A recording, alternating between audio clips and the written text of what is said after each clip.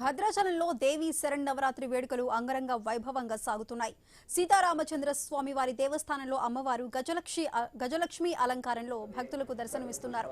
గజలక్ష్మి అవతారంలో అమ్మవారిని దర్శించుకుంటే దోషాలు తొలగిపోయి శుభాలు సిద్ధిస్తాయని అర్చకులు తెలిపారు. 9 రోజుల పాటు రోజుకొక అలంకారంలో అమ్మవారు భక్తులకు దర్శనమివ్వనున్నారు. విజయదశమి రోజు సెమీ పూజ, ఆయుధ పూజ, శ్రీరామ్లీల ఉత్సవాన్ని ఘనంగా నిర్వహించనున్నారు.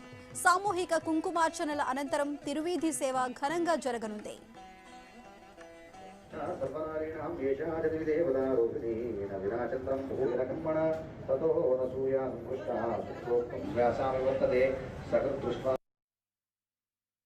క్షీరసాగర మదనం చేసినప్పుడు అమ్మవారు క్షీరసాగరం నుంచి ఉద్భవించగా గొప్పలైనటువంటి ఏనుగులు అమ్మవారిని అభిషేకిస్తాయిట. లక్ష్మీ గజేంద్రై మణిగణ ఖచ్చితై స్నాపిత అన్నట్టుగా అలా గజలక్ష్మీ స్వరూపంలో ఈనాడు మనకి దర్శనాన్ని అనుగ్రహిస్తున్నారు.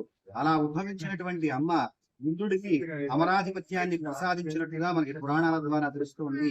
అంతేకాకుండా గజాంతం ఐశ్వర్యం అని చెప్పేసి వింటారు. మనకి ఐశ్వర్యవంతులు అని తెలియాలి అంటే ఏనుగులు పెంచితే చాలుగా ఐశ్వర్యం ఉన్నట్లే అని చెప్పేసి చెప్తారు. అలాగా ఏనుగు పెంచడంతో ఐశ్వర్యాన్ని చూడవచ్చు అని చెప్పి ఇలా గజలక్ష్మిని ఆరాధించడం వల్ల మనకి గొప్పమైనటువంటి ఐశ్వర్యం కలుగుతుంది అని చెప్పి మనకి పురాణాలు తెలియజేస్తున్నాయి.